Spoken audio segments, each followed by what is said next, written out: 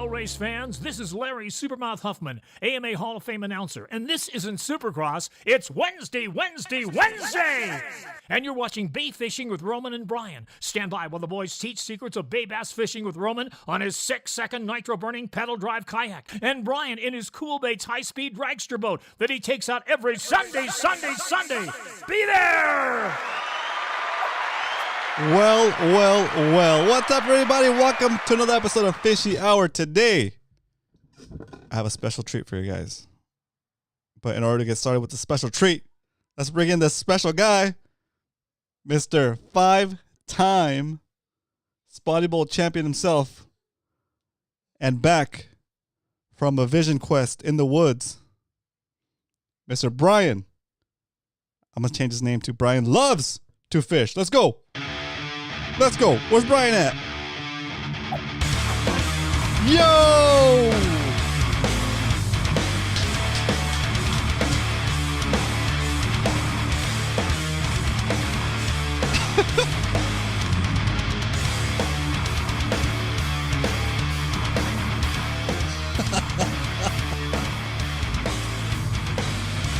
Oh, man.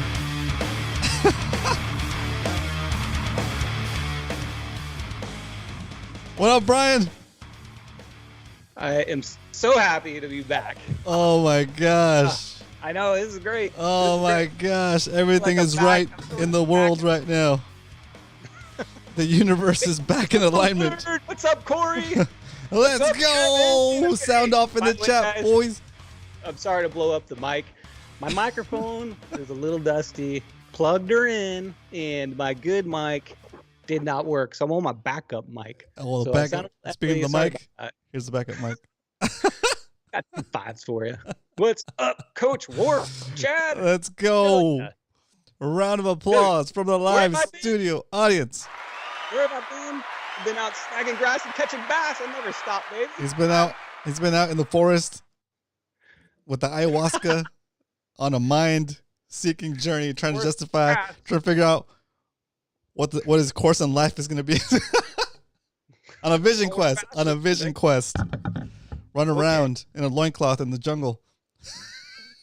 All I know is I'm happy to be back. Jesse is in chat. Oh my gosh. What's up, Jesse? Species champion in chat. Jesse, how's G Loomis going? Jesse, if you guys don't know, Jesse's in chat, works for G Loomis. Engineer, I think. That's correct. Special guy up there. It's a bomber. It's got to be in Oregon, though, you know. I know. But it's good fishing. So there's always that. Last time Jesse sent me in a PB shout out, he lives in a houseboat. Is this right, Jesse? So he can lay in bed and just hook a fishing line to his toe and like cartoons. All right. Coach Orf is in there. I'm so excited to see him too. So I'm so happy to see all you guys. Corey King in there. What's up? Big Creeper Leonard. Let's go. All right, keep going. All right, boys. First order of business is going to take a round of applause from the live studio audience for the first comment of the evening. Going out to Mr. Jeff. One cool tuna in the house. What up, Jeff? And we're going to give the first like of the evening to Carl Black. Let's go, Carl. Shout out, Carl. I see Roy down this D. Hook up baits. What up, Chad? I see Arnie in the house. I see Leonard. What up, Leonard? Andre, welcome back. We got Coach in the house. We got Kevin Keller in the house. We got Steve K. What up, Steve? Welcome to the stream. Glenn goes fishing. What up, Glenn? What's up, Glenn? Oh, yeah, Coach Worf is in the house. We got Jesse in the house. Of course, I already mentioned Jesse. We got Steven Gage. What up, Steven? Very nice. Oscar 636. I go on a fish about. I get that. You know what that reference is? That's a reference to a movie. No, it's you know what it's a reference to? A movie. Oh, well, you know what the movie gets it from? I guess Australia. Australian Aborigines have a tradition. They go on a walkabout, which means you just wander, and you have. It's like you're wandering into the wilderness to find yourself, like what you did like what you've been doing for the past 6 weeks in the jungle, just like wandering around. I like living off the land. I've been fishing 2 or 3 days a week, baby. Nice. I'm out there. Hey, and you know what? I see all you guys out on the water, and what's up, dude? It's like for me going down to Mission Bay or the Bay is like going to my cheers. My posse's down there. I see the boat launch ramps. It's good times down there. Very nice. Very nice. Alrighty. So, first order of business after shoutouts is Let's do this. Pop top. Here we go. On a scale of 1 to 10, tell me the best pop top you ever heard in your life, 1 being the worst. Rate this pop top. Okay.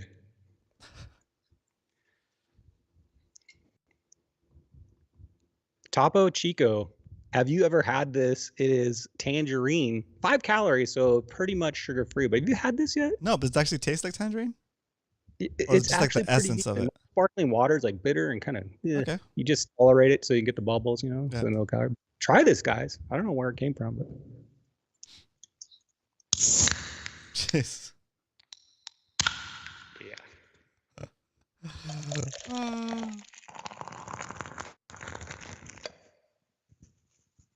I was just I do a lot of that work, just wander around.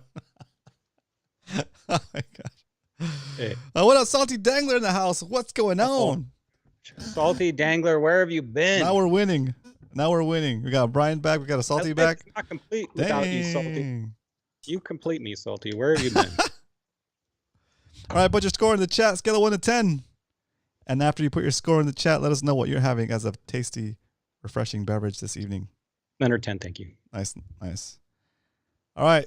After you put your score for Brian's pop top and you put the drink that you're having this evening, get ready for this pop top. On a scale of 1 to 10, 10 being the best pop top you ever heard in your life, 1 being the worst. Rate this pop top.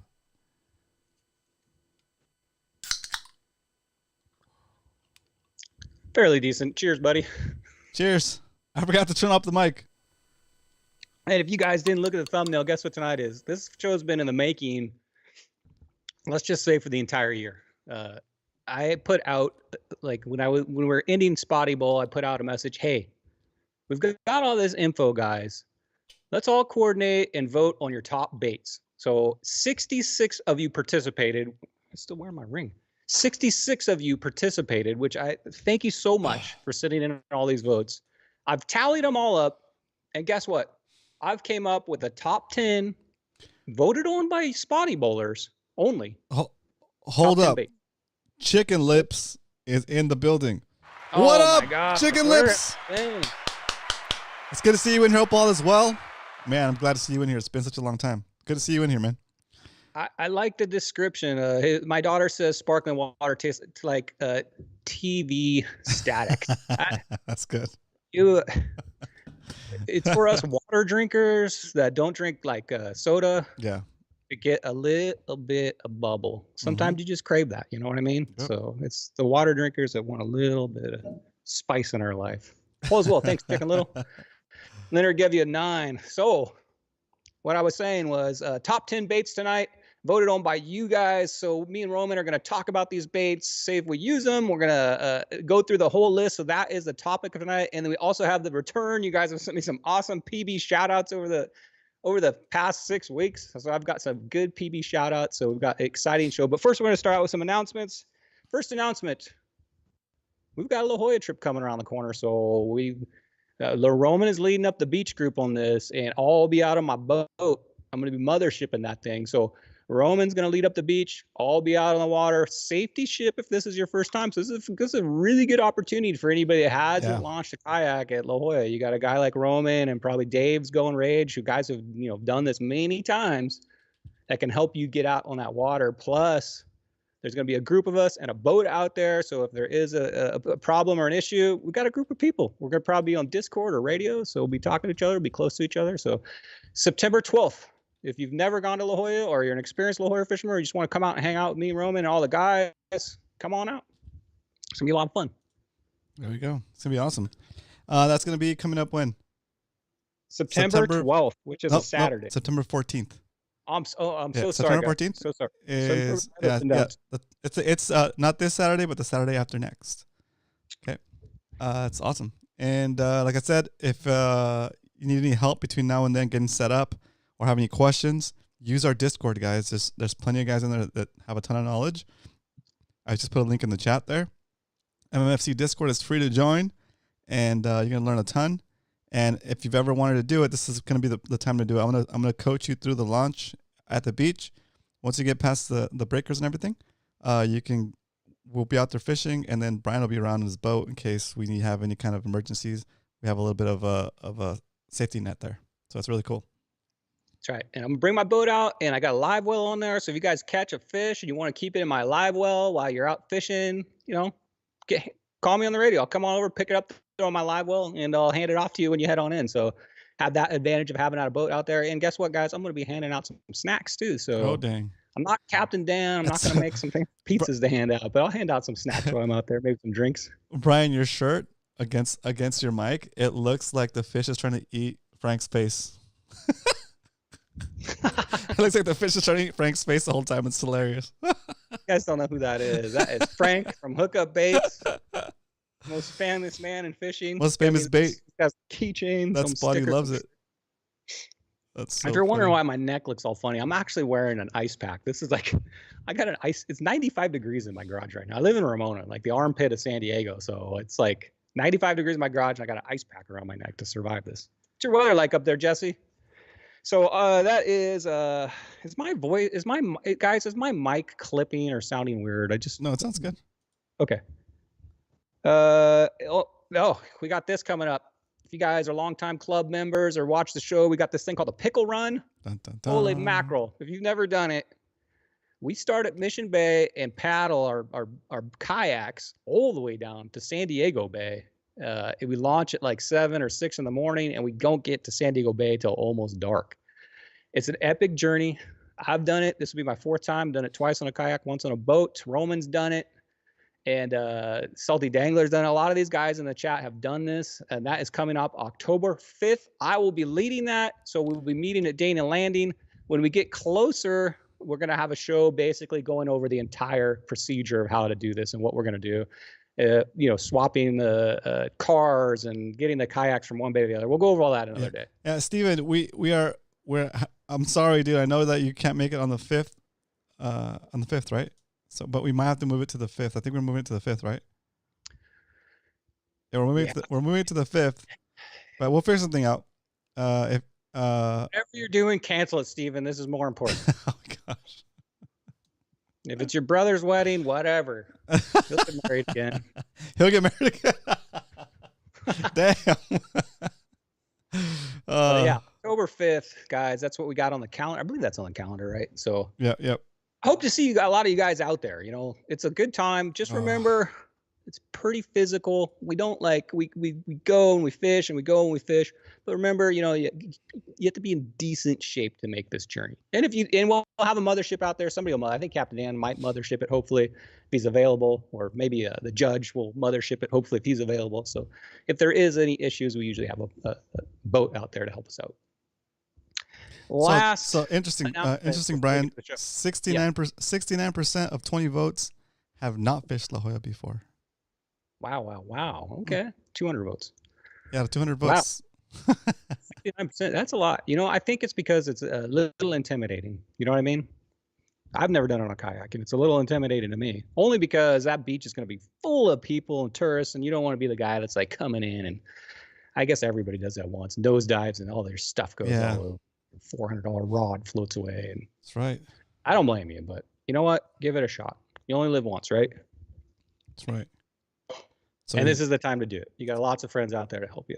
All right, next announcement. We got a club in this group called the MMFC, and Roman's been yammering about a club meeting for a long time, and I'm gonna make them do it. We're gonna do it. Put out the poll. We're gonna do it on a Friday, Saturday, a Sunday, the 27th, 28th, and 29th. One of those nights.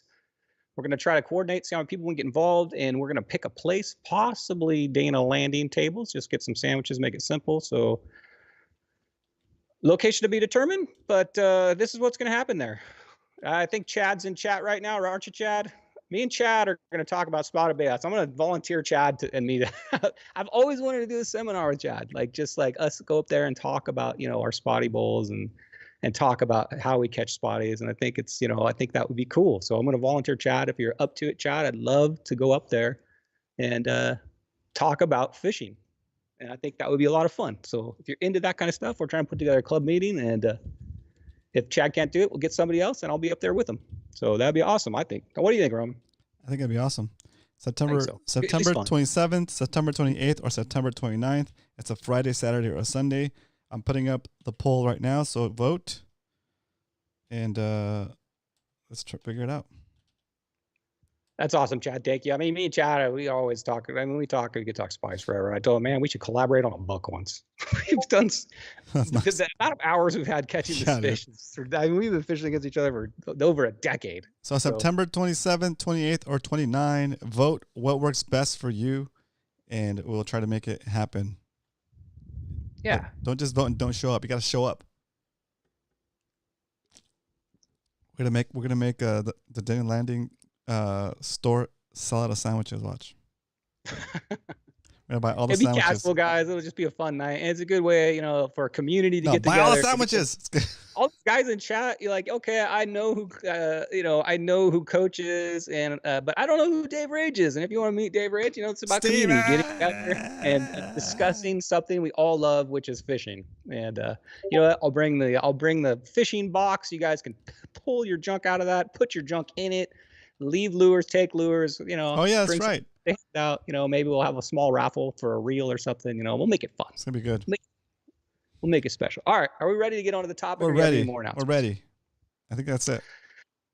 That's it right there. Oh man, I was wondering if you guys wondered where I've been for the past 5 weeks. It's because I had this huge argument with my wife. I don't know if you heard about this. She says, "What are you smiling about?" I seriously had a huge argument with my wife. She called me gullible and financially irresponsible, Roman. Wait until she hears that I've won the Nigerian lottery. It's going to be pumped. That's a good one. It took me a while to wake up after this, but my wife asked me, she said, Brian, would you still love me if I was ugly and fat? Turns out, yes, I do, was not the right answer.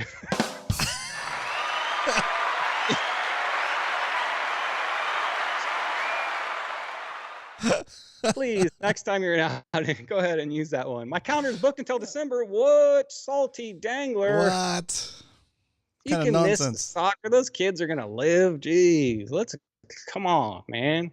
I haven't seen them forever. I know, let's get on. What about your life? What about our life, Salty? I'm right here. What about us? All right. I don't know why we're getting so weird here, but let's 6 weeks haven't been on here, so I'm kind of. Wait. Jesse said G Loomis is pretty awesome. I'm designing some rods for y'all right now. What, Jesse? I'm putting this out here. Would you be on the show? You've been there over a year. Can you come on the show and give us a rundown of what goes on at G Loomis and or even maybe put in a good word so we can get a sponsorship from them, and for the show, of course. How many rods we got to sell? How many rods we got to sell, Jesse? Because if you make a rod specifically for spotted bay bass fishing, we're going to talk about it. We'll have you on as a guest. Have you ever owned a G Loomis rod? Yeah. You tell us about the rods, and it'll be fun. So I'm going to volunteer Jesse, just like I did Chad. He's coming on the show. He's talking about G Loomis. Coming up. All right. You ready? I'm going to go to my screen share whenever you're ready. All right. Let's do this. Play the music for it, Let's make our show special here. Evening of the 27th for Coach. Top bait for Spotty Bowl 2024. Coming at you live on Fishy Hour. Please stay tuned. The 5-time champ is about to speak. How's that? Is that good? Dave Rage has a great idea, Jesse. Let's just do a live walkthrough of the G Loomis production. Yeah. Oh, that'd be so sick. Set up your phone. You could walk through and just show us the entire process, all the secrets. And nobody's going to watch, right? All right. Top baits of Spotty Bowl 2024. Thank you, everyone. How many people voted on this? I say 61 people voted. And these are the Spotty Bowlers that have been fishing for 7 months. A round or two every single month. A lot of them have been fishing Spotty Bowl for up to 4 years. So these guys are giving the information of the baits that they're using. So to me, this information's golden, Roman. It is. Let's start here. It's proven. So right before we start, I'm going to kill this current poll. We have 50% of the vote wants to go on Saturday, the 28th. Saturday, September 28th is the winner. What's the other 50%? 39% going to Friday and 11% to Sunday. So okay. Saturday, the Saturday 28th. 28th. All right. And that Right poll and updating the calendar now. Put that on your calendar, Chad. Probably be around, I don't know. We'll figure out a time.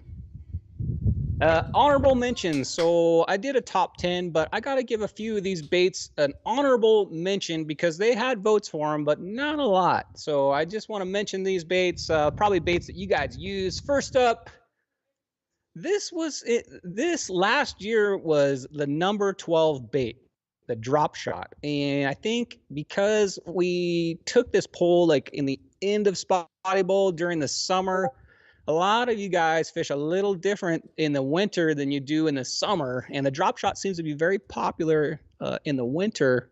But once those bites get going, I think people get bored with it. Drop shot used to be number 12, but it's dropped off the top 10 from here. Spinnerbait too. I thought, not many people voted for this year. Spinnerbait was a number 11 last year, dropped off, didn't make it in the cut this year. But spinnerbait, I like spinnerbait, especially in the grass. Super weedless, a lot of vibration, usually catches big fish, but did not make the top 10 this year. Got some votes for the OCT Mini. Jeff One Cool Tuna, who's going to be in PB Shoutouts tonight. Jeff, what's up? Jeff has left us, Roman. He has exited California, and he is living in Kentucky. And you're going to see some of his, some picture of his house, I guess. Wow, later. That's crazy. But Jeff, one of our sponsors right there, One Cool Tuna, honorable mention. Guys, give that thing a shot. He's got a Mini set up just for the bays. I cannot believe this, Roman. I cannot believe this. Hold on to your seat. The A-Rig did not make top 10. What? I know. What? It was, this is crazy. The A-Rig last year was number 6. This year, it received, out of the 61 people, 3 votes. And one of those was mine. No, and all three votes were judges. It was probably, I don't remember who voted for it. The Maybe judge? Eric the second, but yeah, I cannot believe how the A-Rig dropped off the map, man. It was like number 6 last year, and it seemed like that was like something a lot of people were fishing. Maybe they're fishing it just didn't vote on it. I don't know. Actually, when I'm out there, I don't see a lot of people throwing this, and I think the reason is, one, it's super expensive, right? You got to buy 5 baits. You got to buy 5 swim baits. You got to buy the A-Rig. It's like a minimum of like, $40 probably. So it's an expensive bait. If you lose that thing, it sucks. Also, I think what plays a factor in that is that you can't troll it. You have to cast it, and it's a lot of cast. It's heavy gear. It's a heavy lure to cast, right? One thing I was going to say, it's to cast this thing all day long is a brute, especially from what I've heard from like Chad and a lot of the guys, Salty Dangler, who fish this thing from the kayak, and they say it's even worse then because it tugs you around. It has so much drag when you're reeling it in. It'll swing you around, swing the front of your kayak around. So maybe that's a reason. And another reason is at the end here, a lot of us were fishing in the grass. We kind of left the docks a little bit. And A-Rig's a beast, man. If you can't figure it out, a lot of people throw that thing in, and the first crank, you're like wadded up in grass. You're like, okay, I'll get it up. And you throw it in again. And if you can't quite get it down, man, it's like every time it's just pulling in grass and you're not catching fish because you can't. And people get frustrated and give it up. It's like it takes a little bit of time to figure the A-Rig out. That's my excuse for it. Dude, hey, the poll lines up. Out of 90 votes, 78% didn't fish it for Spotty Bowl. Did not, huh? Crazy. Well, it's not for everybody, and it takes like a 300 size reel and a heavy duty rod. That's true. If you cast that thing all day, at the end of the day, you're beat. Leaves bruises on you. Yeah, they're too exhausting, Steven says. Yeah, I agree. They're pretty exhausting. But if you can get that thing down, the bone, I'm talking a lot about the A-Rig here. We got a lot of baits to go. But if you can get the A-Rig down, it's generally tied straight up to 65-pound braid, right? And in Spotty Bowl and spotty fishing in particular, to catch that spotty, the first like 2 or 3 seconds you get that strike, that's the whole fight. If it's going to get away, it's going to get away in the beginning, or it's going to get wrapped around a pylon, or you're going to snap off. Good thing about the A-Rig, dude, you're hooked up to basically a winch. So you cast that thing in, you get that height, you get that strike, you set that hook, and then you just winch that thing in. So that is a bonus. 65-pound braid, you just winch it in when you get the bites. So it doesn't break off as easy, I'd say. So, all right, I can't believe it didn't make it. All right, here we go. Top 10 baits voted on by Spotty Bowlers. Here we go. Top 10. So number 10 voted on by you guys. Number 10 coming in, HD Baits brand new sponsor this year to Spotty Bowl, and he has a pretty good following. He has a whole team of anglers, kind of like Hookup Baits has a team of guys out there. HD Baits has like Aaron Kruger is on the team, so certified slayer fishes these. HD Baits, it's if you want to support local baits, it looks like a high tech, but guess what? The difference is it's the bait that lasts is what is the I guess logo for this bait. Yeah, the slogan. The slogan. So support our local baits. I love doing that. A lot of the top 10 here are local bait makers and also sponsors of Spotty Bowl. So HD Baits coming up. I mean, they make a great paddle tail, tons of colors. Check them out. That looks like you could possibly either Ned rig that, Texas rig that. There's all kinds of things you could fish with that, right? That looks like it'd be cool to vertical fish. Kinds of stuff on that thing. Dave, are you in chat? What's the name of that bait? So a lot of spots. Sorry if you guys hear some wind in my mic too. I got a big old fan going here, trying to survive, But HD Baits coming in number 10. Got a lot of votes on that. So congratulations on that. All right, number 9. Where'd he go? Number 9. This is his category. He just left his chair. Coming in number 9. And last year, this also was number 9. So your number 9 voted on is something called Salty Dangler. Help me out. Can you pronounce that? Anybody? It's called an NED Ned rig.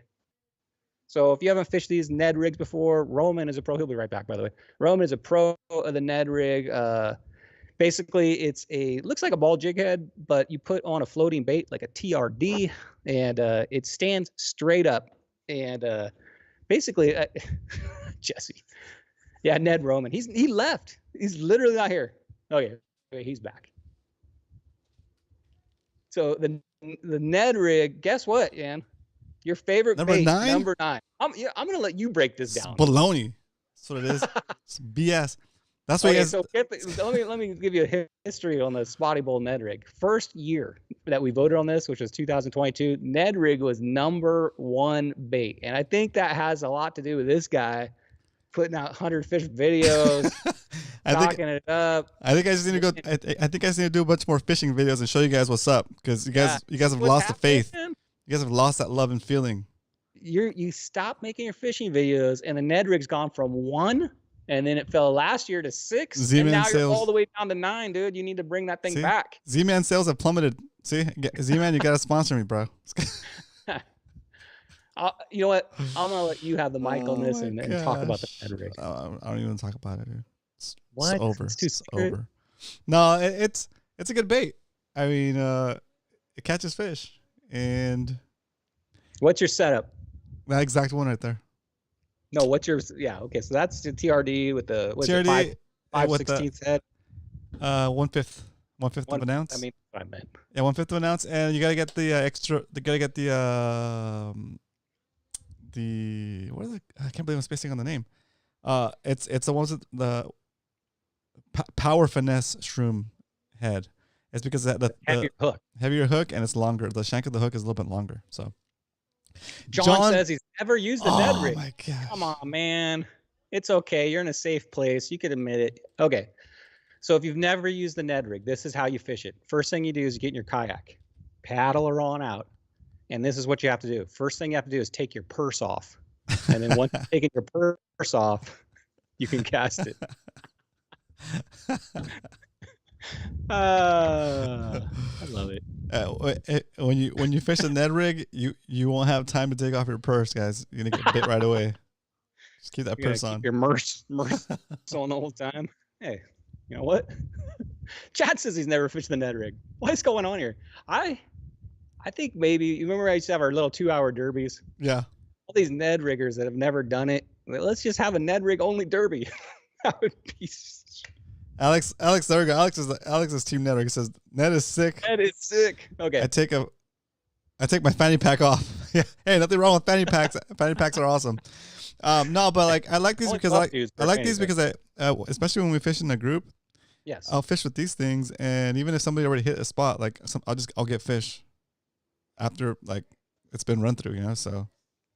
Okay, Coach Worf's in chat, and Coach Worf told me once that the Ned rig, the number one thing that a spotty eats is not fish, believe it or not.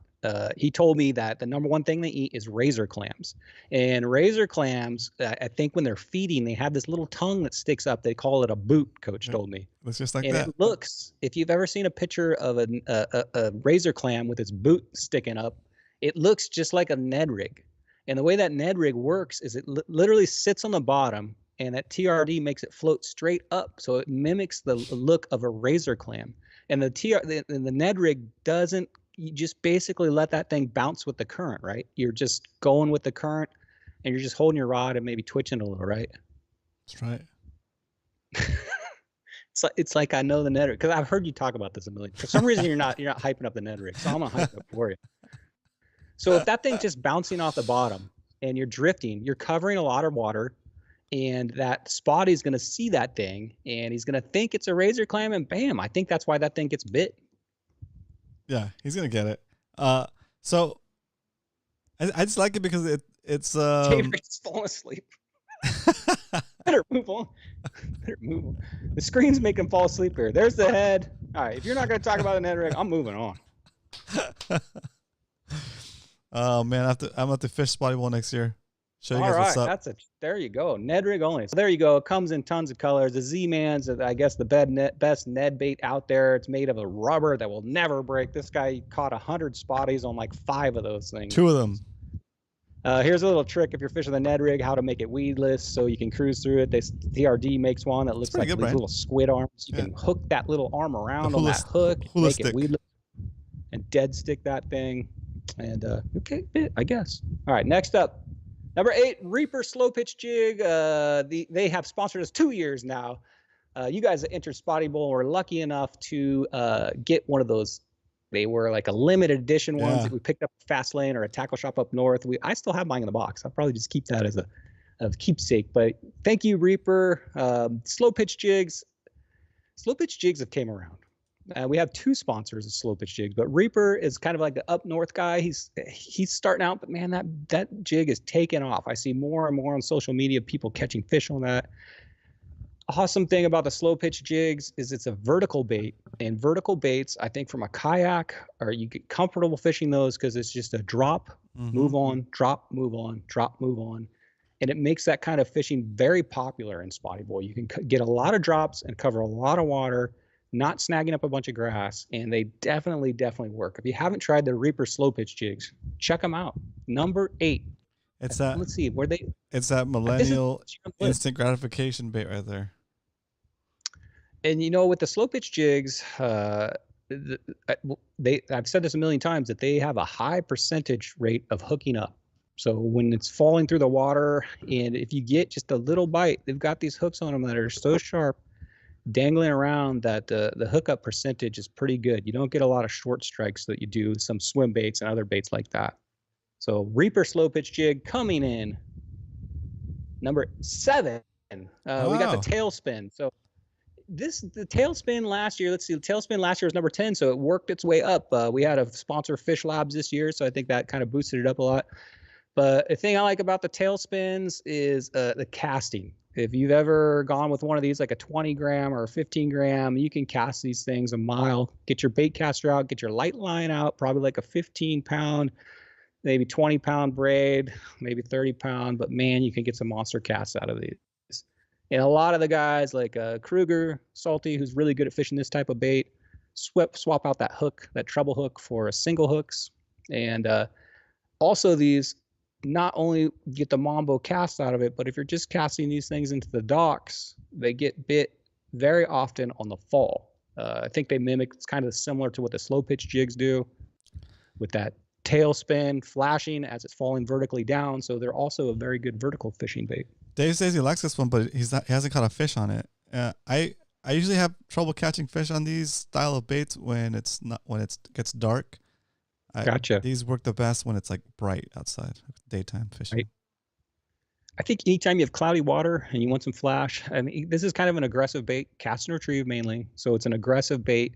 Summertime would be my time I'd fish this bait. So when the fish are out heavily feeding, Take this thing, go out there, because this thing sinks really good. It gets down to the bottom good. You get the rubber swim baits on there, like anything like a jig head and a swim bait, and they don't fall very good. It's hard when there's like a 6 foot or 5 foot tide swing. It's hard to get stuff down to the bottom sometimes. Oscar said just fish harder, Dave.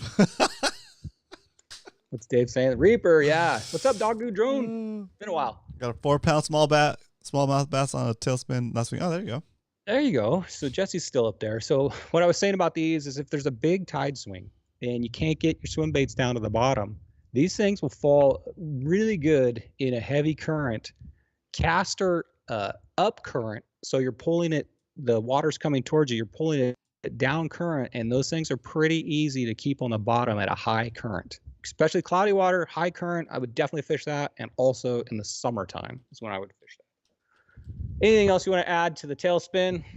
Fish Lab sells these things. There's right there. Bam. And they were one of our sponsors this year, Akuma. And I think Roy caught the biggest other, something like that, on the tailspin. So they do work, guys. And I have personal knowledge that one of these has caught a monster spot. I don't know if I can share this information, Salty Dangler, but I know Salty Dangler has caught some big ones on that thing. I've seen it. Colorado blades, willow blades. I would suggest, I'm not a tailspin master, but I would probably suggest if we're fishing for spotties to swap out that treble hook. Remember that time, who was it? Somebody took a tailspin to the neck because it had that treble hook. I remember that. Was that Tyler? Who was that? I can't remember who it was, but I remember, I remember that. Back years ago, somebody had one of these loaded up and it shot out of the water and snagged him right in the neck. Those treble hooks, man, that's the ones that get you every time. That's crazy. Oh, there's a poll up. How many go-to baits is Spotty Bowl? Okay. So when you're out there fishing for Spotty Bowl, do you have like 1 or 2 go-to baits that you're fishing the whole time? Are you doing 4, 6? How many? Because you don't fish all the different varieties the whole time, right? You have like, and some people just fish one bait the whole time, like one style of bait. I'm not talking about changing colors. I'm talking about lure types.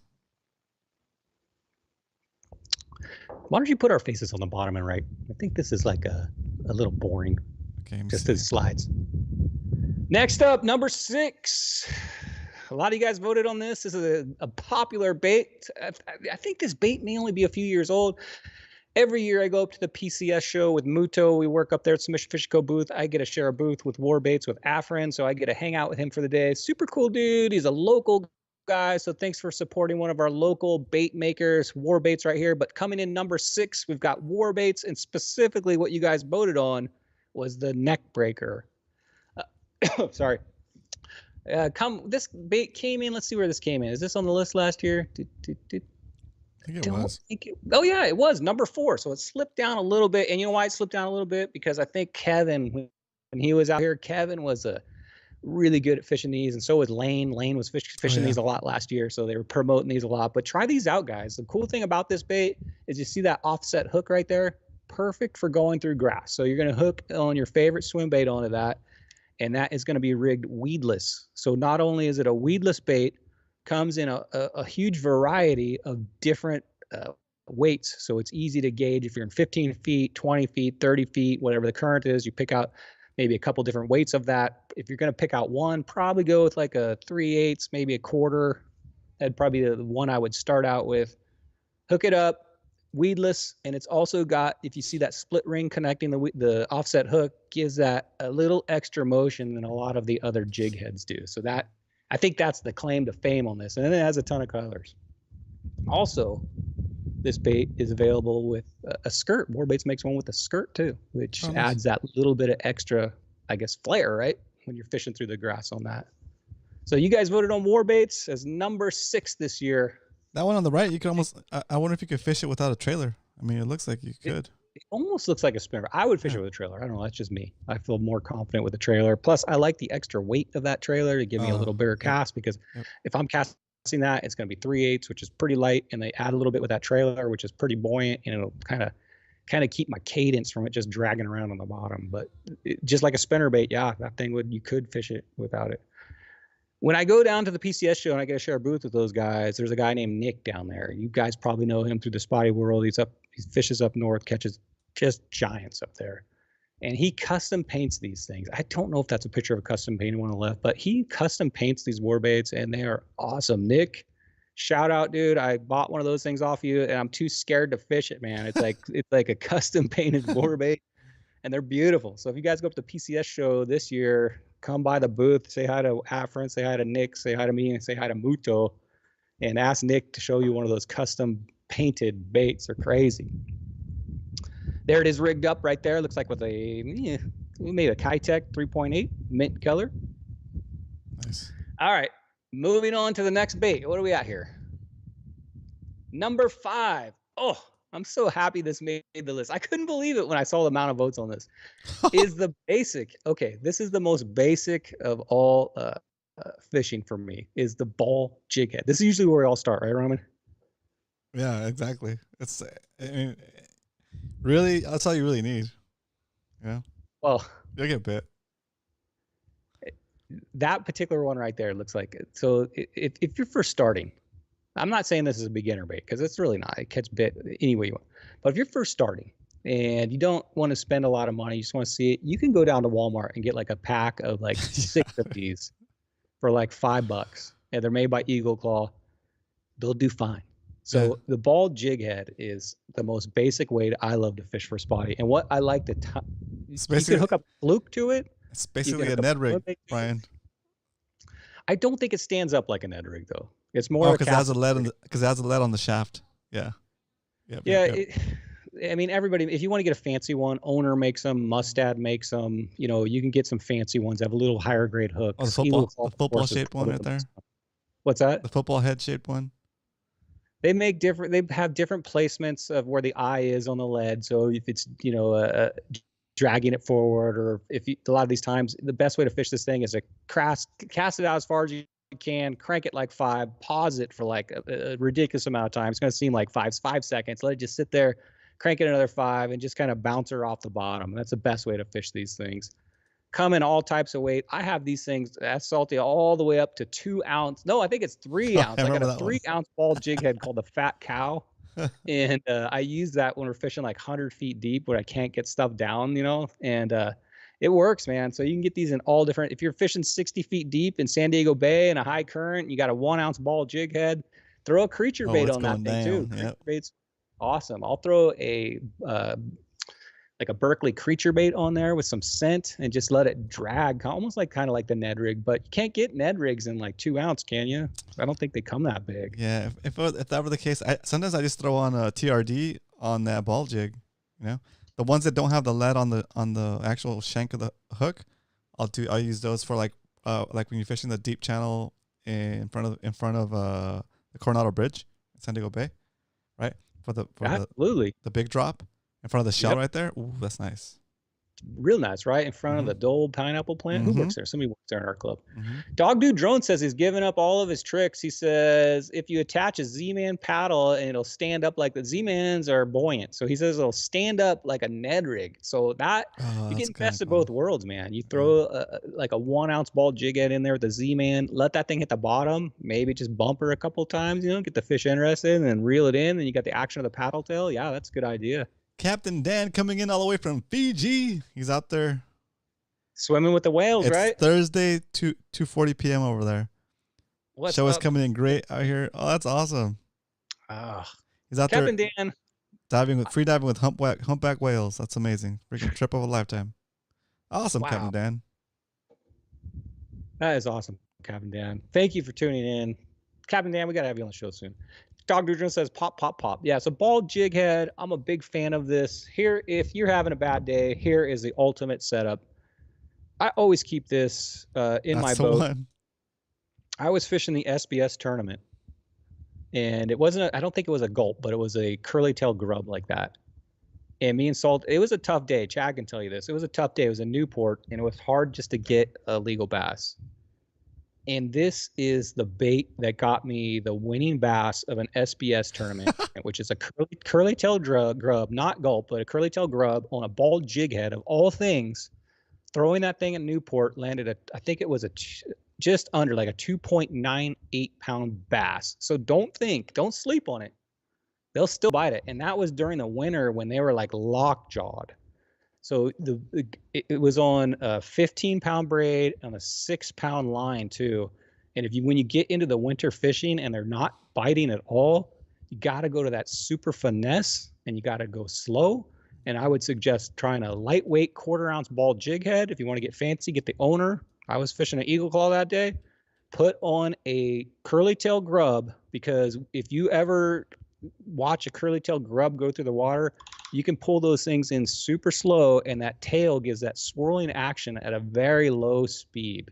So I think the temptation is just, they're lockjawed, but the temptation is just too great. If you could find them and you run that past its face, I think those things are gold in the wintertime. What do you think?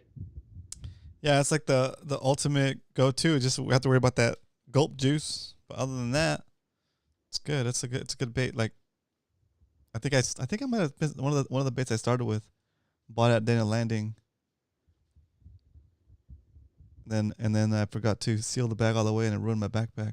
But I love fishing these from shore too. You lose tons of baits at shore. Yeah, exactly. And fishing from the rocks and all that. And like when you literally can get like a 6-pack of them, for $10, it's a good bait. Good bait to have in your arsenal. All right, here we go.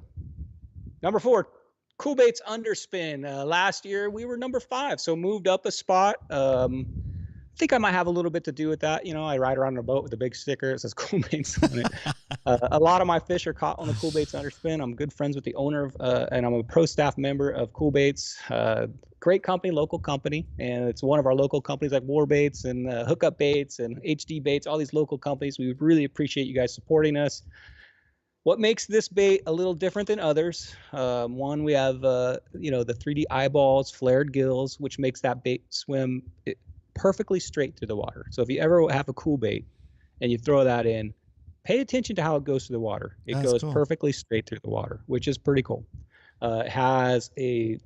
It's called an underspin, has a willow blade underneath it, which gives out a lot of flash. So if you're in cloudy water, it's like, just think of like a disco ball going through the water. It's that thing spinning behind it. And pretty much whatever swim bait I've tied on that thing, that willow blade is working. It's got a double ball bearing swivel on it, which keeps that thing going through the water nice and smooth. I think it's the best underspin, even at a low speed. I'm telling you guys, watch that thing at a low speed. That willow blade is still spinning back there, putting out the flash. I got a round of applause. I got a round of applause coming in for Kicks Shop, subscribed to Fishy Hour. And guess what, Brian? This just in, hot news. We hit 801 subscribers. Oh my gosh. Hey, finally. Woo. Just 200 subscribers away from a hot tub pontoon. I cannot believe it. Me and Roman have put on, I think we've put on over 400. I know we've had well over more 400 than 400 episodes. Dude. I feel like we're kind of unique because we're talking about San Diego bays and a lot of spotty fishing and stuff. So we're kind of a unique crowd. And I think the local crowd watches this. But I feel like with the amount of work I put in, we should be at a dang 100,000 subscribers. You know what I mean? Yeah. Exactly. What do we need to do, guys? If you guys got any suggestions on how me and Roman can grow this channel, please throw them out there. I'd love to see this thing hit a little, guys, at least 1,000. Let's take a quick little break on these before we jump into the third, second, and first baits of the Spotty Bowl 2024 to make a quick little announcement. Co-host Split, just Brian and I here, Split on the screen. Look, guys, we're gonna make it easy for you guys to find more fishing friends. And for your friends to learn to be better anglers so that you guys can go fish together. So if you ever see anybody while you're out there fishing and they say, hey, that looks fun, but it's too complicated, I don't know if I want to learn it. You can say, you know what, but I don't know where I can go learn it. Everybody's kind of weird, they don't want to show me. Be like, look, just go to fishyhour.com. That's it, fishyhour.com. I made it super easy. Fishyhour.com. We'll bring them to the channel. They can start watching this. They can start learning the process and send them over our way. We'll teach them the basics, teach them the ropes, how to respect the fish, how to do it legally, how to get your license, where to fish, where not to fish, how to set stuff up, all that good stuff. That's what we love to do. So help us help you. Share the show whenever possible. I want you to have that at the top of your head. Whenever somebody says, "Oh, I wish I could learn fishing, I could get into fishing," boom, say go to fishyhour.com. Okay? That's your homework. All right, let's go back to the show. John, lots of love to the cool baits. Stephen Cage says he's down to underspend too. Kevin Keller says, I love my cool baits. Chicken Lips says he's not local. He's 2 hours. Chicken Lips, we have tons of people that are 2 hours away. I guess if you consider up south like Newport or Alamitos Bay or Huntington, Long Beach, all those areas, there's a lot of people that we have a Spotty Bowl up there, Chicken Lips. Yeah, if you're on the coast, we actually have, our group spans all the way up north now. We have people all the way up in Oregon watching the show right now. We have the Texas chapter, Oscar. We're becoming a Kentucky chapter. That's right. We're becoming the Fight Club of fishing. We got a Florida chapter with Muto, Kevin. That's right. Texas. All the way across this place. Yeah, cool baits work. Okay, the cool baits. So let me give Kentucky, you the skinny that's right. Cool baits come in. Good thing about these baits, similar to like the war baits and the hookup baits, is they're available in a lot of different sizes. They go all the way down to 1/16, which is super popular, like in the largemouth world. Maybe a little light for us. Mainly, we're going to be fishing 1/4, 3/8, ½ ounce. That's probably your go-to 3 right there. But if you leave the bay or you're fishing the deep channel of San Diego Bay, I suggest a 2 ounce or a 1 ounce. They look really intimidating and big. But the 2 ounce single bait, throwing that thing down will stick down to the bottom. And if you're fishing the big channel of San Diego Bay, trust me, guys, there are fish down there. There's sand bass down there. There's halibut down there. Chad kills it on the deep water down there. So try out some of these heavier baits. You might have to have a 300 size reel, a little bit bigger. And or try the double rig, which is 2 1-ouncers. Get those things down to the bottom. Get your drift going. So before you even cast that thing, figure out which way you're drifting. Cast that thing upstream. Let it hit the bottom. Start your drift a little bit, and then your drift's probably going to be about a ½ mile an hour to like 0.9 miles per hour. So you're going to have to give it a slow crank. It's going to hit the bottom. You're going to see that line go limp. This is your 2 ounce or your double rig, and then just creep her in. So you're not only going to be using the drift, but you're also going to be reeling. Creep it in, and I'm telling you, use like a 4.8 inch swim bait too. Don't be scared. Or a 4.3. Use a big swim bait, 1 ounce, 2 ounce. Drag that thing down San Diego Bay, or go out in front of Mission Bay, hit the 60 feet, the 90 feet. And when I go to La Jolla, that's probably what I'm going to be fishing is the 2 ounce cool baits. Trust me, they'll get bit down there. And there are big spotties down there. You think they're always in the shallow, but they're not always in the shallow. You can find them in the deep. Sometimes it's a honey hole. So check out those deep spots. And that's what makes this bait really good. It's versatile. There's a lot of different weights. They make a weedless version. We just came out with a brand new one. If you follow me on Instagram, I've been fishing this thing called the Titanium, where it has a titanium weed guard that clips onto the, I don't know why I don't have a picture of that. And that thing is perfect for going through the grass too. So cool baits. What did we get? Number 5, number 4, number 4. All right. Number 3. Guess what was number 3 last year? The crankbait. Was it last year? Yeah. Crankbait back to back. Wow. 3rd place. I personally think, because this year it's a lot of voting up north and a lot of voting down here, because with Spotty Bowl now it's expanded, right? So right. And a lot of the north guys vote for the crankbait. And if you've ever listened to an interview with Brett Wilson, who's the Masters champion this year up there, who I've fished against, and I watch him because, hey, if Brett Wilson's out there fishing, I'm going to be keeping my eye on see what he's doing. We all see what everybody's throwing. I can see what somebody's throwing from a long way away. But Brett has mastered this crankbait for spotties. He's pulled in 2 80-inch bags. Wow. I can't speak for him about it, but I know he uses this bait a lot, and I'm sure that contributed to it. So crankbait, the cool thing about this bait is it's versatile like the others. You can get a square bill that's 15 feet, and you can go with like one like this, which is a Berkeley Dredger, 17.5. That seems to be, nice. You guys, when a lot of these guys that voted on this get me like full spec. Oh, I mean, they're like, use 17.5 Berkeley Dredger, this color, that color. You know, I mean, they give me like exactly what they're doing. They're and the number one, because out of all those was the Berkeley Dredger. And those were I didn't break it down. I've been too much to break all these down, but the 17.5 and the 20.5 Berkeley Dredgers were the most voted on. That specifically didn't just say crankbait, that said the actual one they were using. So I know that when I go out with Salty, he's a big crankbait guy. I'm not a huge crankbait guy. I like fishing them, but he fishes that too. And you get that 20.5. It has that long bill. I think it has a little weight in the front. and it'll get down quick. Even if you're fishing a little bit shallower, because I swim a little different in the saltwater, even if you're fishing like 19 feet, 18 feet, 70, 15 feet, when you have that 20 foot on there, you can just get those fast couple cranks down there, and that thing dives right down to the bottom. So you get a little bit of extra footage out of it when you get that long one on down there. And then you just crank those things in. I like to drag it down near the bottom, especially when it's a sandy bottom, and then just drag that thing. But don't forget, and I wish Brett was in chat, he could tell you, but I think on the pause, you get those things midway, pause it, and it floats like 2 feet up, crank it again. And for me, the crankbait a lot of that time, I see Salty do too. And Joey Basson too. I wish he was on here to mention this too, but hold on, I'm voting on the poll. But crankbait can be very versatile, and when it hooks up, it grabs them. It's one of those baits. If they get a bite, usually it's not like a swim bait where they just tail swipe it or hit it. When that thing hooks up, it grabs them. I'm reading some of the chat. Do you go fish at Lake Hemet? Yeah. Have you? I think Dog Dude Drone said he cuts the front hook off of that with crankbait. I guess you could. I know a lot of people put single hooks on them. A lot of them, when you buy them, have the option of a single hook. Yeah, I do single hook usually. Treble hooks for me are, they're dangerous, especially in the kayak. You got to be careful. You got to know how to use those. You got to know how to take the hook out of the fish's mouth without destroying its entire mouth. I'm not a big fan of treble hooks, but they do work, and there is a purpose for them. But just remember, when you're taking that thing out, make sure you push in your clutch or disengage the bail, because if that rod is under pressure and that fish is pulling down and that rod tip is bent like a foot down, the second that bait comes out, man, it's like a torpedo, and it always hits you in the face or the neck or the arm or in between your thumb or something like that. So be careful.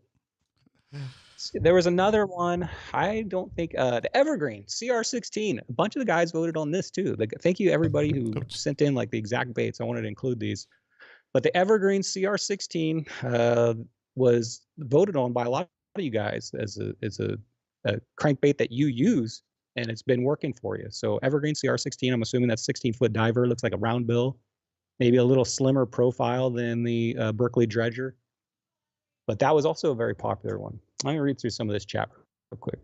Jeff says he's moved to Tuna. Yeah, you guys gonna see Jeff's house in PB Shoutout tonight. Jeff left us, but he says he's coming back to do some fishing with us. So nice. He's gone, but not gone. It's just. And thanks, Jeff, for staying up so late. I don't know what time it is in Kentucky, but it just gets tanks. Dog Dude Drone. Thank you, Dog Dude Drone, for participating so much. Yeah, I agree with that. So when we fished the SBS tournament, was like a year or two ago. A guy pulled in a 2.9, Adam Larson. What's up, Adam? I haven't seen you for a while, but Adam Larson and his son used to be in the SBS. And I said, what was your secret with Newport? And he said, crankbait, crankbait, crankbait. And he crushed the competition with that. Like nobody was even close. And he was up at Newport. And you even told me, you said, hey, man, when you go up there, fish the crankbait. I'm like, maybe I'll try that. But I don't try that too much on my tournament day, because I'm not very good at it, so I got to get some more practice in it. But Adam Larson was up there and just destroyed the competition, him and his son. I couldn't even believe it. He pulled out a 3-pound spotty, and he's not a spotty guy. I think he's a calico guy. He pulls that thing out. I'm on my boat watching him at the weigh station. I see that thing. Tears come to my eyes, because how often do you see like an 18-inch 3-pound spotty? He puts it in the thing. They weigh it. And he just throws it back in, no pictures, like it's no big deal. I'm like, dude, do you know what spotty fishermen do to try to get a fish like that? He's like, oh yeah, it felt pretty big. I'm like, dude, us spotty guys dream of those fish, because it's not a spotty guy really. He's like, it's pretty small compared to like a calico, right? Yeah, it's like, yeah, exactly. But I will never forget that. And of course, at the award ceremony, I got to go over there and get all the information out of him, because I got to know how. And he said it was just crankbait, crankbait, crankbait. So Newport guys, crankbait. All right, number 2. Are we ready? Almost to the number 1 here.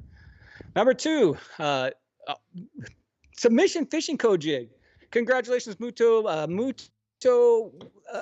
Cool thing about Muto, man, is Muto is part of this community. He was here from the very beginning. We saw Muto first come out with fish frosting.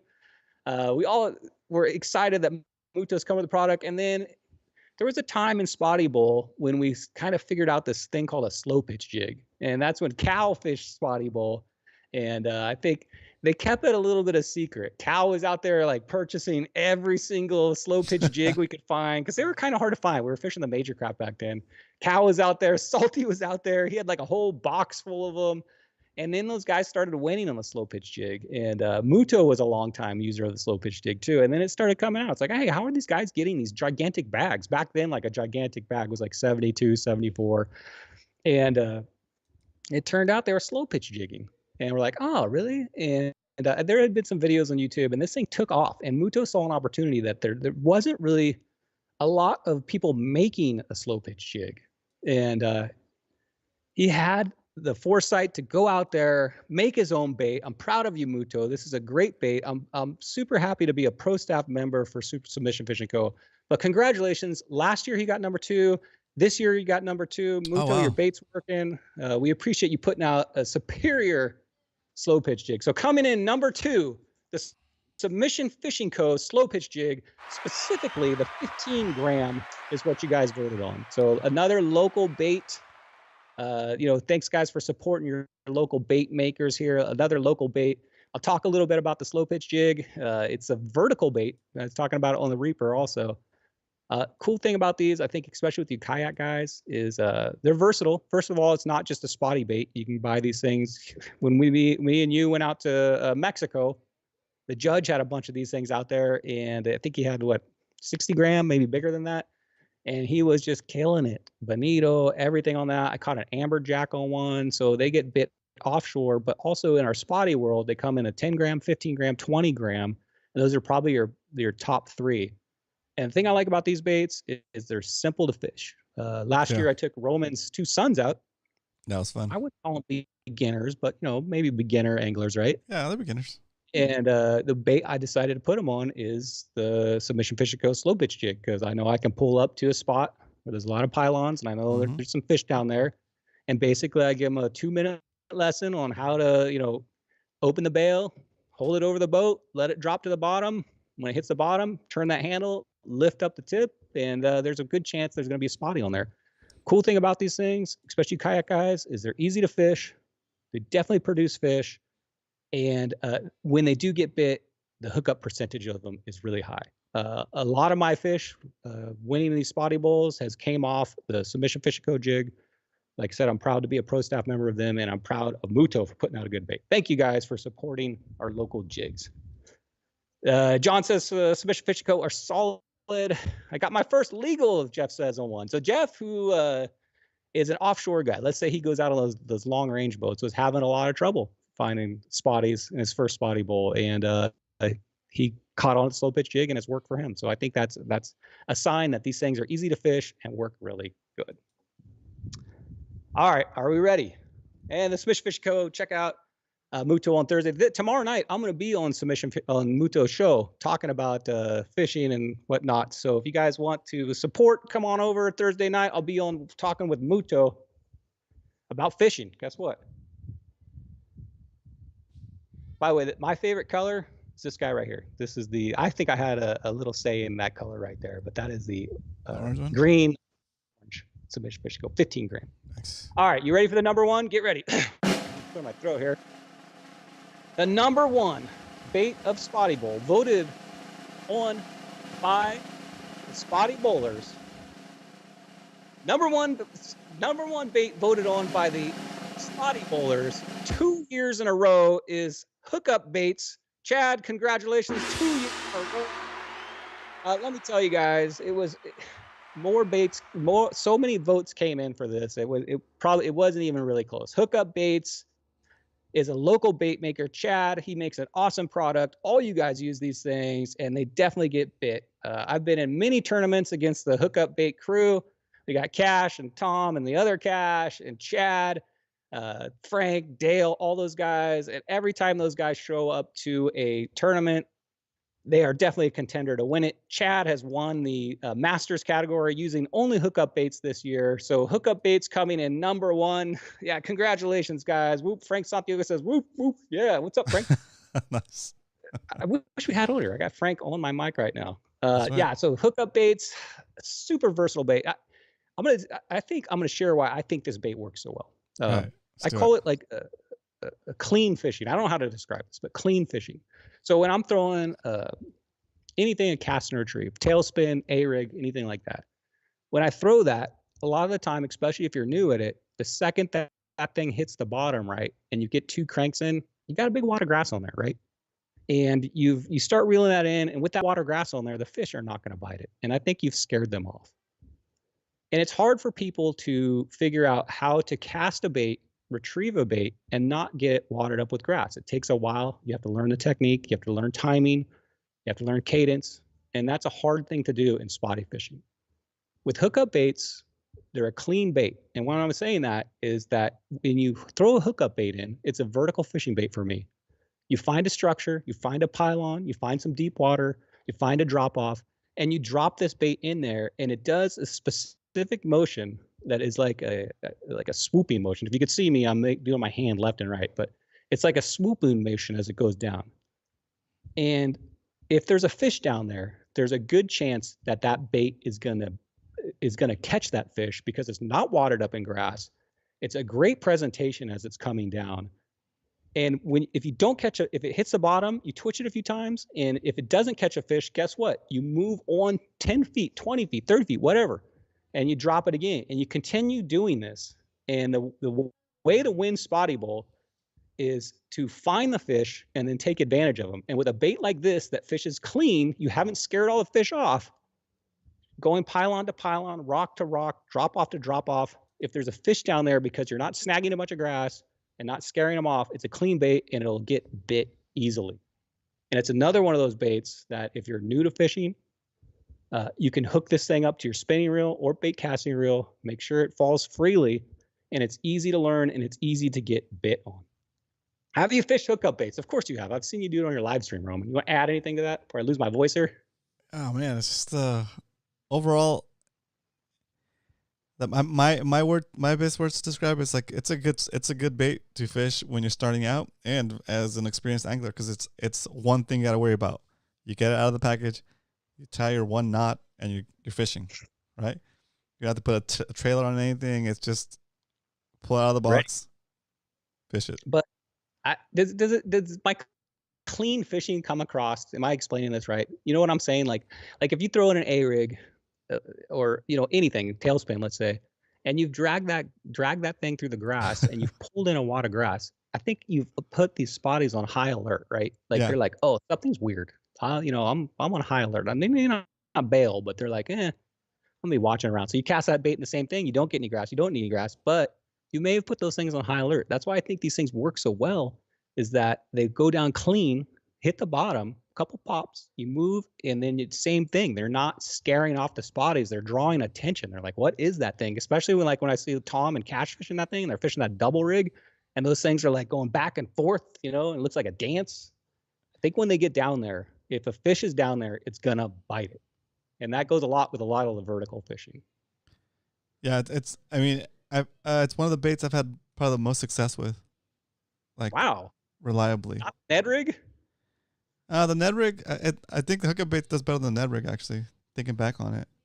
But I've never attempted. Somebody put a time stamp on this moment. I haven't attempted 100 fish hookup bait day, right? But that'd be a good unit of measure. I need to go back to the video, see what month it was, and do another 100 fish attempt. Maybe with the hookup bait. See how that works. I mean, it's the guys that are fishing hookup baits sent a lot of colors. It was all over the board, but I think the new colors that came out this year that Chad introduced was the ice, the pearl, and the squid, and those seem to be very popular with everybody this year. So, Chad, congratulations, #1 bait 2 years in a row. Thank you, Chad, for being a local bait maker, and guys, give him a shot, and you get that sweet garlic smell. All right, and with that, Roman, I'm going to exit my screen share. You guys are going to have to see our faces again. So, yeah, it's true. Every time I open a cool hookup baits package, it reminds me of having a nice bowl of pasta. I'm going for my second drink here. I want to eat it. Heavy duty. Like a host plate. There we go. Okay, I'm going to look through this chat for a little bit. If anybody has any questions really quick before we go on to PB shoutouts, now is the time. PB shoutouts, let's go. Okay. Yeah, you can cast and retrieve with it, Kevin. Yeah. Yep. You can. Yeah. Just like All right, guys. I pop it when you're retrieving it. So basically give it more opportunities to jump and fall, pull and fall. Totally. All right. Are you ready? I'm going to ready. go ahead and switch over here, and we're going to get right into PB shot. I didn't realize how long that took. Man, I forgot how to do PP shoutouts. What? All right, here we go. Ready? Well, no, I'm not ready. All right, I'm ready. All right, here we go. The music still works. We've seen you out on the water.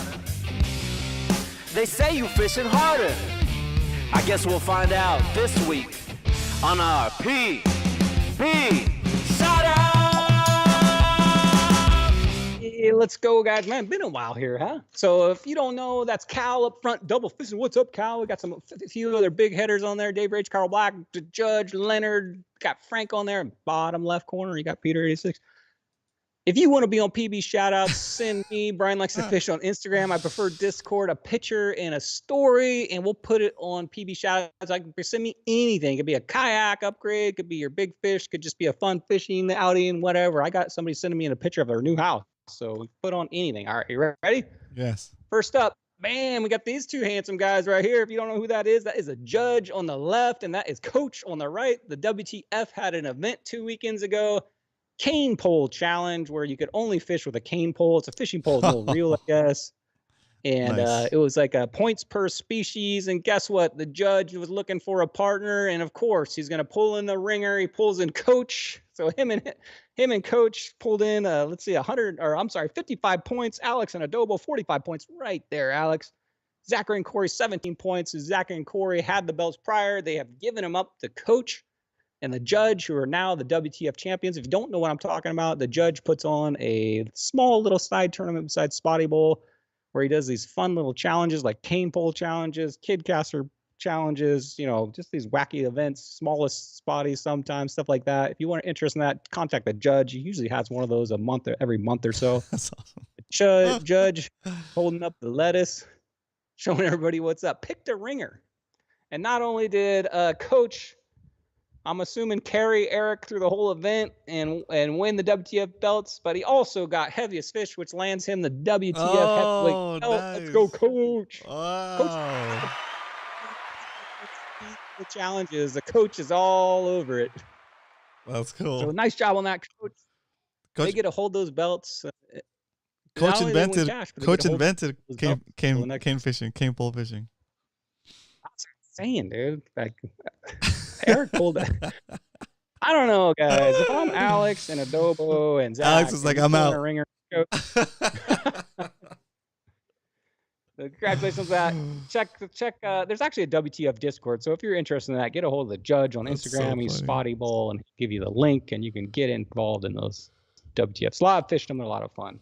Next up, bam. You may be wondering, why is it so flat?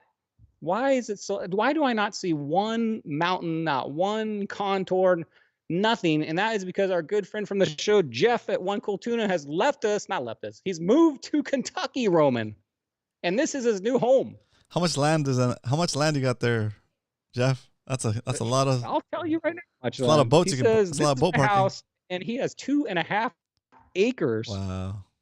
But he says it's gonna be fun mowing it. I know all about that. So he went and bought himself a ride-on mower. That's the first thing he bought. Moved to Kentucky, but looking like a nice brand new home. Got his Nissan out front. Right on, Jeff. Let's see another angle of this beautiful home. Bam! Look at that back. Jeff, you're gonna have to plant one tree at least.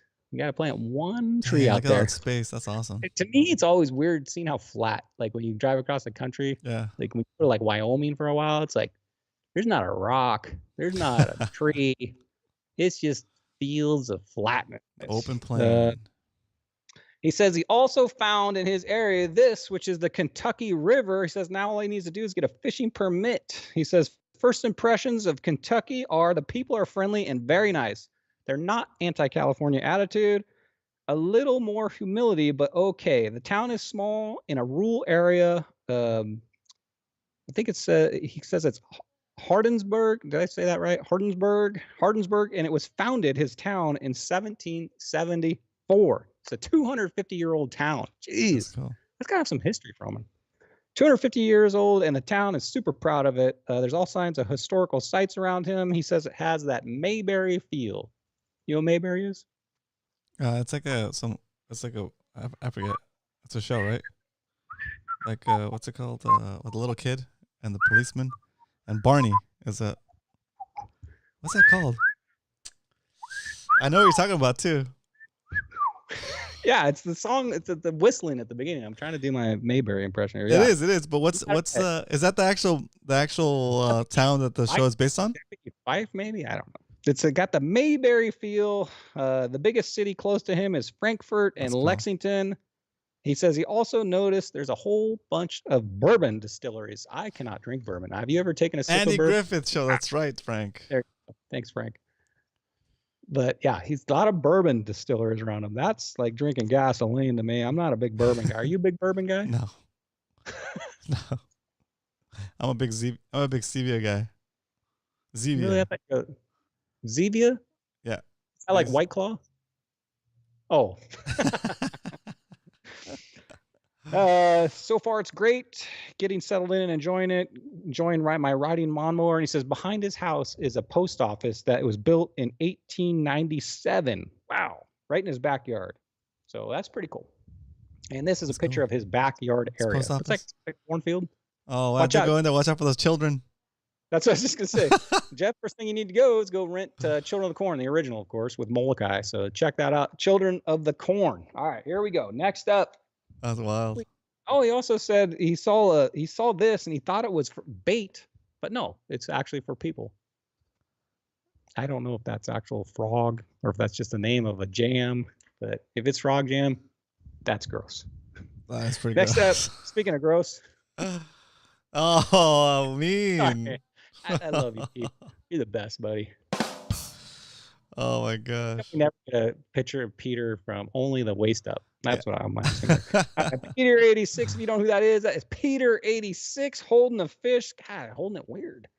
Been hitting the surf this whole summertime. A couple weekends ago, me and Mr. Majors, I think that's Mr. Majors out there in the background, enjoying the fresh water. We all know what the spot is. Nobody needs to mention it.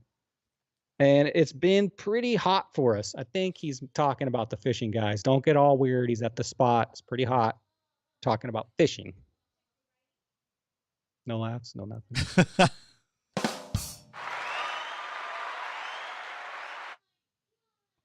What is going on here? Did I tell you the other night about my wife? No. She's crazy, you know. My wife the other night was dancing on the table. And I said, nice legs. And she said, do you really think so? And I said, yes. Most tables would have collapsed under that weight. Thank you.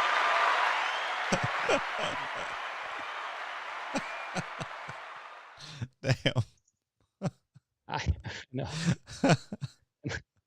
Right after that, my wife said, you haven't listened to a word I've said, have you? And to me, it's always strange the way my wife starts out a conversation with me by saying that.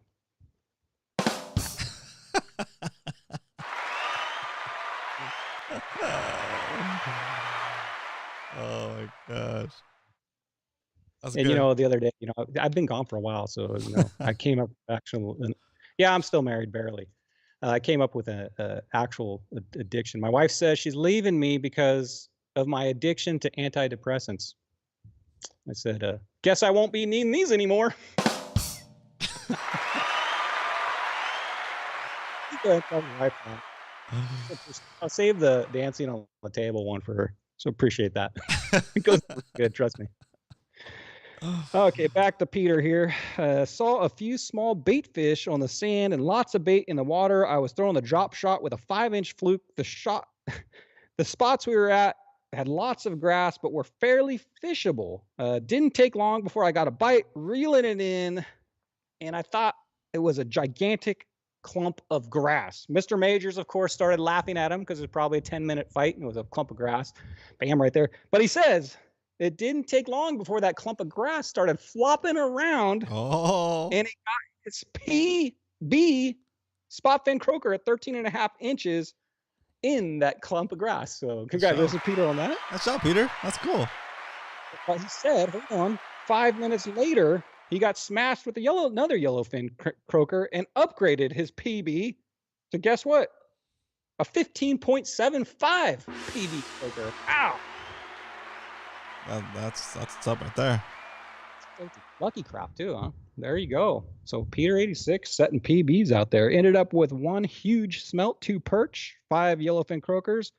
The biggest were 3 14.25s, 115, and a 15.75 being his new PB. Out there with a Daiwa Saltus 8'6" medium heavy, Daiwa Saltus MG 4000, 30 pound, 40 pound, he forgets, and a 25 pound leader rigged with a 1 ounce drop shot 5-inch gulp fluke. And he also fished the LC Lucky Craft 110 grunion. So thank you for sharing all that information, Peter. Looks like the beach is doing good for you. Oh, that's awesome. I like that. You ready for I like that shot. That's cool. We got certified. That's a cool shot right there, too. Yeah. There it is. There's his PB right there. Mouth open, though. That's a 1-inch deduction. That's only 14.75. Sorry, Peter. That's okay. On these, the mouth doesn't even touch. It's mouth open. Sorry. No code either. This guy right here, if you don't know who that is James Collins up north. Huntington Harbor Slayer, Newport Slayer, Spotty Bowler extraordinaire. That is James Collins right there. He says, here's another big summertime spotty. Wow. Went 2 pounds, Roman. 14 ounces. Dang, Damn, 1 dude. ounce away from that 3-pound fish. He said it was 18 inches, though. That thing is a beast. Caught it on a soft tailspin. I'm thinking hyperelastic tailspin, maybe, when he says soft tailspin. Caught it on an I-rod and the 764H paired with a Shimano Tranx 201. 201 means it's left-handed, Roman, which is the correct way to catch spotties, just so you know. 40-pound braid, 20-pound fluoroliter. Dang, power fishing. Yeah. Also, these fish were caught in 5 feet or less of water, and that was his biggest fish of the night at 18 inches. Dang. James always slaying up there. Follow him on Instagram. That is James. That's Brett's friend up there. I'm just saying. Those guys. Spotty Slayers. And then he sent this picture along with another night. He said, here's a great photo from a few weeks ago. Oh, that's awesome. These 5 fish right here were all caught within 20 minutes of each other. And here's the weight of the top 3. 3.08 pounds, 2.95 pounds, 2.9 pounds. And if you added those fish up right there, those 5 guys combined caught an 87-inch spotted bay bass bag. That is, I've never heard of an 87-inch bag. Wild, dude. Is somebody going to break this knot? I mean, it's 5 of you, whatever. But That's Tyler back there, right? Yeah, that's Tyler. Hey, and on these 87-inch bag. What the heck? That's right, Carl. I don't know where they're at. He didn't disclose that. I don't blame him. Is that their boat? Nighttime fishing. Is that their boat? That's a perfect little fishing boat. I think it is. Yeah. So nighttime fishing, bringing out the Super big guys up north. 87-inch bag, as far as I know, the biggest spotty bag that's ever been caught, as far as I know. If you want to know who those guys are, that's Alan, Eugene, Drew, and of course we know Tyler. And James says that's his 17-inch fish. He had to take the picture, but that's his 17-inch fish over there, right there. So nice bag, guys. 87-inch, legendary. Look at the size of these things. Jeez, look at that thing. Just look at the fin. I know.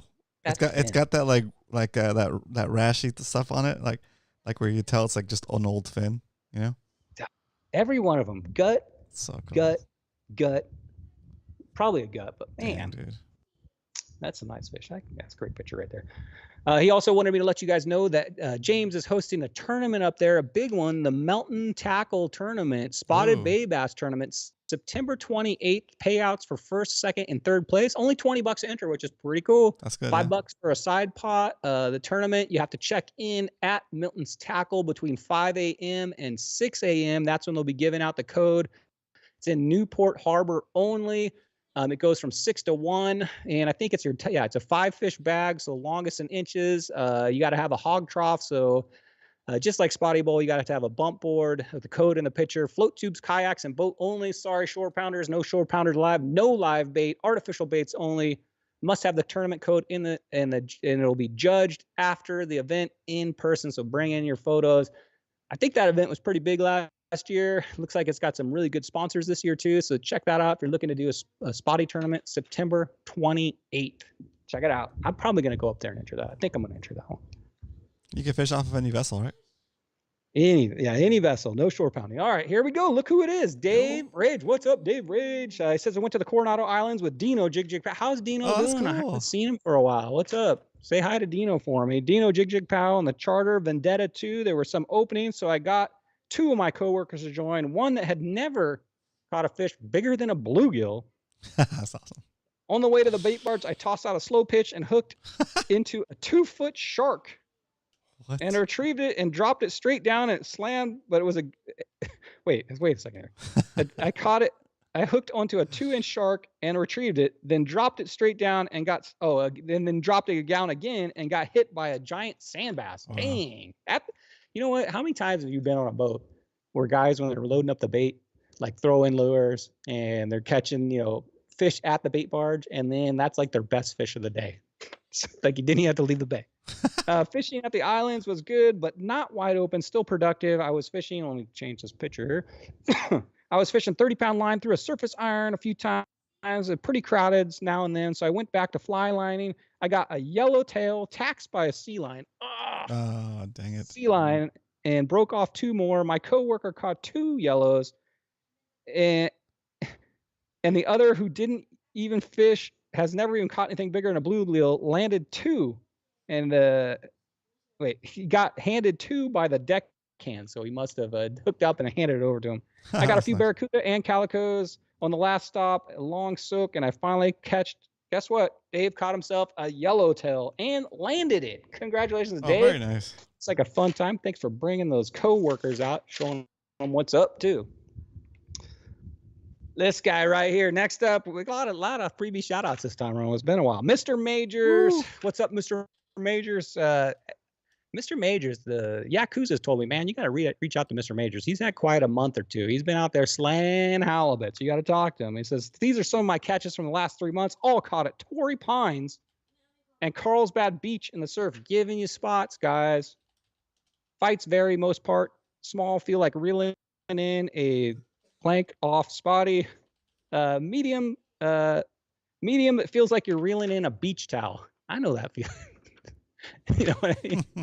You're just kind of tugging her in. Big dogs felt like I was fishing a ray, but with some head shakes. He says his gear setup was, I'm going to switch pictures here. Catching some right there. He's got a cola. Look at all these he's got. His gear setup is typically drop shot Daiwa Tatula 3000, 9-foot Phoenix rod, 904 medium heavy, 20-pound Power Pro slick with a 25-pound. That's different. A 25-pound leader, 20-pound braid.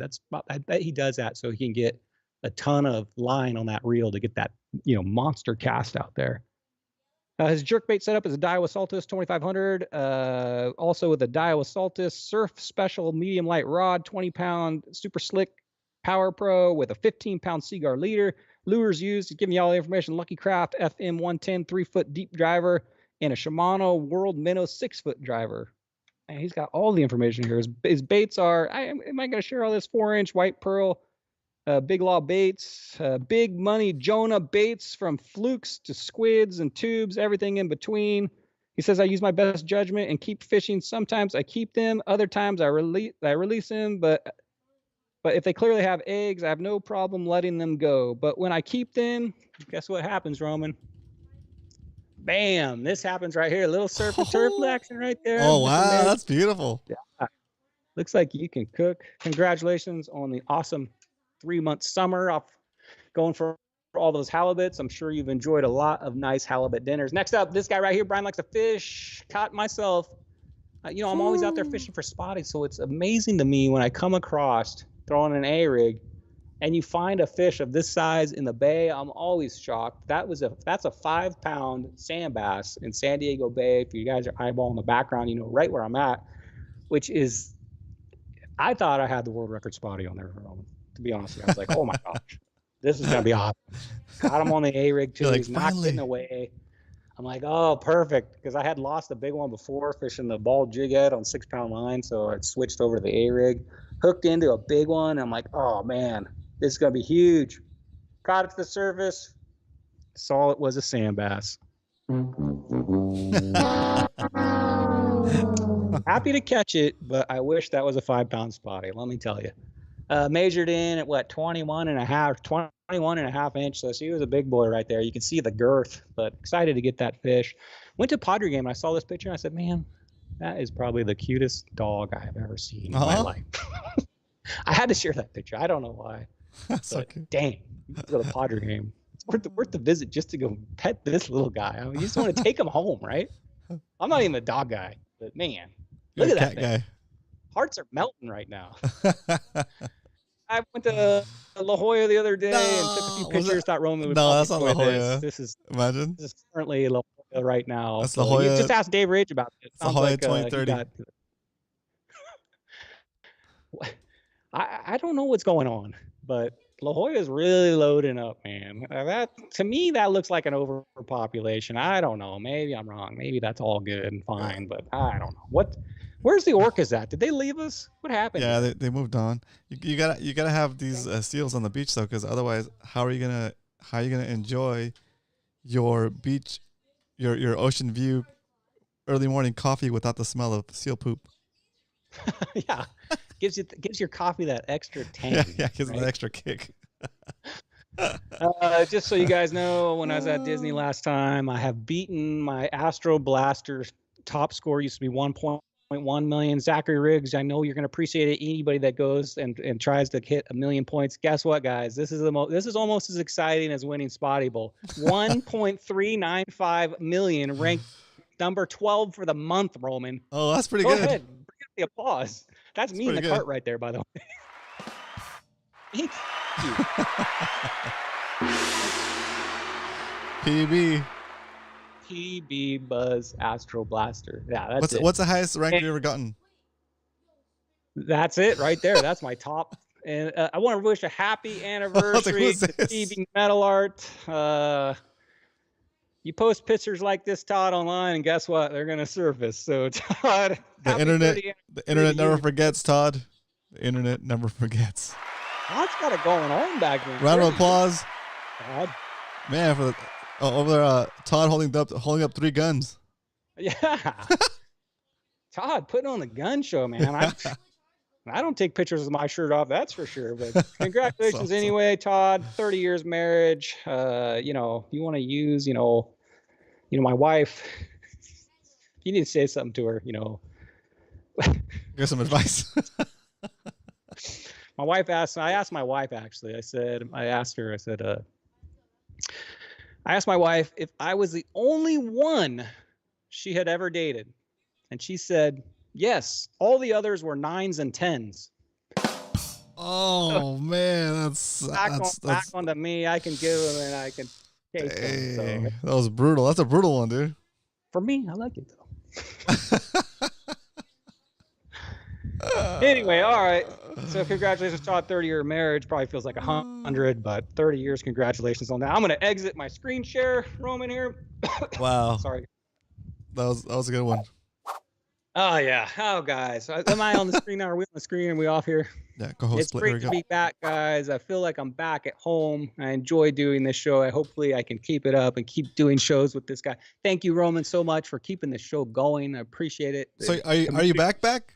Or I'm back as much as I can be back. That's awesome, Brian. I'm glad to hear it. I didn't want to put the pressure on you, but I'm super stoked to have you. Always appreciate your work, man. It's fantastic. So very cool. I appreciate it. And you know what? I want to give a shout out to 4 people. Since I haven't been here for a while, people, they worry about you. They're wondering. And 4 people that reached out to me. I appreciate you, Chad, at Hookup Baits, reaching out to me, making sure everything's good. Kevin, also, what's up, Kevin? Thanks for all the kind words. Ken, of course, and Eric, the judge. Thanks, guys, for having my back. I appreciate all those kind words. And with that, Roman, wait on a second here. Wait, you talked to all those people? I thought you told me you were going on a silent retreat and not to call you. And you too, of course, Roman. Sent all kinds of. Even today, this guy sent me like a motivational, nice video. I gotta take this thing off here. My wife is saying she's gonna divorce me because of my obsession with television drama, Roman. But will she leave me? Find out next week. And I'll be out there snagging grass and catching bass this weekend. So I'll see you guys in the water later, Roman. I'm out of here. Thanks, Brian. Round of applause from a live studio audience for Brian. That was awesome, Brian. Thanks so much. That was cool. Next week, not only will you find out if Brian's wife will still be there or not, but if he's up to it, we might even be able to sneak in some what is it, movie reviews or movie reviews? Maybe. No, for Judge. Judge loves them. Oh my God, it's so exciting! I didn't want to ask Brian if he was coming back until just now because I wasn't sure, right? So, but I'm super excited about it. Super cool. So, we're back in the game, boys. The club is in full throttle. We're gonna get these quarterly in-person meetings going. We have some events already lined up. We have MacFest coming up here soon in November, and yeah, we're in a good space. We're in a good space as a group. We got the La Jolla group outing coming up, and next thing you know, it'll be the end of the year, and we'll be back at Spotty again. It's gonna be amazing. But yeah, glad you guys enjoyed the show. We hit about was it 40 to 45 live viewers at one point. And do me a favor before you go, hit that like button. And if you haven't subscribed already, please do subscribe. We're getting close to 1,000 subscribers. Once we get to 1,000 subscribers, we're going in a hot tub pontoon. Space will be limited, and it's gonna be awesome. 1,000 subscribers, and Brian's gonna shave his head. Just kidding. All right, boys. I'll see you guys next. Well, if you have some, Brian, go ahead. How do you even know I have hair? That's right. We don't. If Brian has the, we'll see you guys next week for another episode. Fishy Hour. It's gonna be a blast. But until then, may the bite be with you. Good night, guys. Woo! You thought you weren't gonna get the woo.